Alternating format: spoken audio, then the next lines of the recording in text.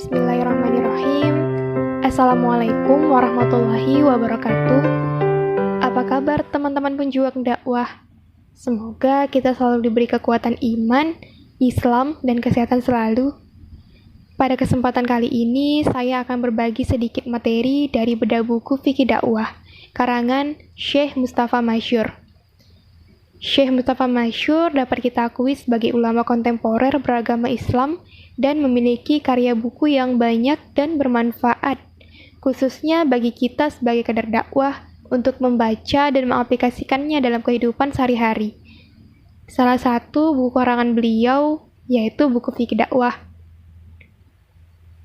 Fikih dalam arti ilmu dengan objek maf'ul bihnya yaitu dakwah. Dalam hubungan ini, fikih dakwah berarti ilmu tentang dakwah. Kita sejatinya terlahir sudah memegang tugas sebagai seorang da'i atau penyeru. Menyeru setiap umat ke jalan kebaikan, jalan yang Allah Subhanahu wa Ta'ala ridhoi. Tugas kita sebagai penyeru kepada umat manusia dan para pemangku dakwah untuk mencapai kemuliaan aktivitas dakwah agar mempersiapkan diri memikul segala konsekuensi tahapan dakwah ini. Salah satu faktor terpenting dalam dakwah ialah keikhlasan dan kebulatan tekad seorang da'i semata-mata karena Allah dan dakwah Allah, agar dapat menarik hati dan diterima dengan senang hati oleh mereka yang menyambut seruan itu. Adapun, setiap dakwah harus melalui 3 tahapan atau marhalah, yaitu yang pertama tahap pengenalan atau ta'rif dakwah. Tahap pengenalan ini sangat mendasar, sebab merupakan langkah awal dalam perjalanan dakwah. Tahapan pengenalan dakwah ini erat kaitannya dengan karakteristik dakwah. Adapun karakteristik dakwah, yang pertama, tujuannya hanya kepada Allah. Karakteristik berikutnya, dakwah termasuk tugas terberat. Dakwah ini adalah tanggung jawab kita semua.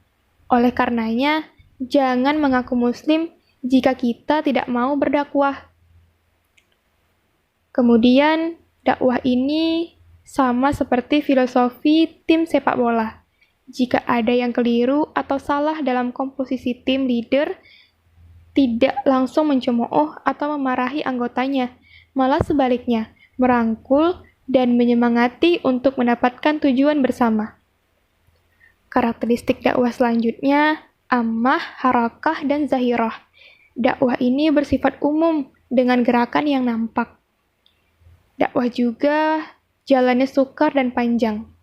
Pengusungnya sedikit, namun mendapatkan pertolongan dari Allah, karena tujuannya untuk menegakkan dan menyebarluaskan ajaran agama Allah. Dakwah ini juga termasuk jalan pintas menuju surganya Allah. Tahapan dakwah yang kedua ialah tahap pembinaan dan pembentukan atau takwin, yang merupakan tahap pembenahan menjadi pribadi dakwah yang baik. Jika dalam lingkungan sehari-hari dengan mentoring atau halakah, bisa juga dalam bentuk training pengkaderan yang mengupgrade kapasitas diri menjadi lebih baik lagi.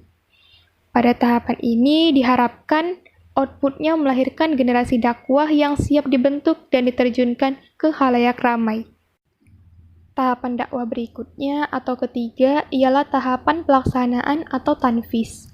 Pada tahap ini, generasi yang telah dibina dan dibentuk serta dinilai sudah mumpuni dan cakap langsung diterjunkan untuk kontribusi ambil peran dalam perjalanan dakwah.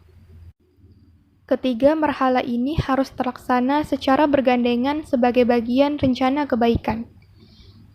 Dalam dakwah juga tidak selamanya mulus. Bahkan, zaman Rasulullah saja dalam menyebarkan dakwah ajaran Islam melewati berbagai macam hala rintang.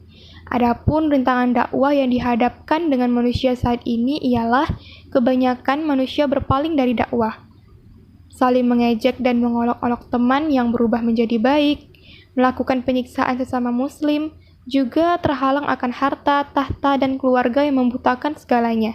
Namun sejatinya, jangan sampai hal kecil membuat diri ini berhenti dari mengenal Allah.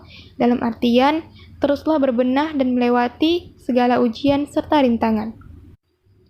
Untuk menjawab permasalahan dakwah, maka perlu adanya strategi dakwah yang harus dilakukan masa kini, yakni dengan mendekat dengan Al-Quran dan hadis, mengikuti kegiatan mentoring dan halaqah, semangat membaca dan menulis apa saja dalam hal kebaikan dakwah, memenuhi karakteristik Muslim sejati. Ada 10 karakteristik Muslim sejati antara lain 1. Salimul akidah, memiliki akidah yang bersih. 2. Sahihul ibadah, ibadah yang benar.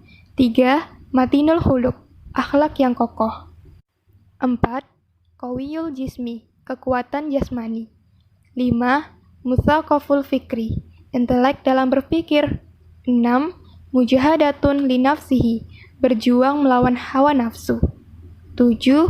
Harisun ala waktihi, pandai menjaga waktu. 8. Munazamun fi syu'unihi, teratur dalam urusan apapun. 9. Qadirul alal kasbi, mandiri. Dan 10. Nafiun li ghairihi, bermanfaat bagi orang lain. Baiklah teman-teman sholih dan sholihah, semoga materi kali ini bermanfaat dan menambah pengetahuan dan keimanan akan dakwah dan ajaran Islam. Semangat berbenah. Wassalamualaikum warahmatullahi wabarakatuh.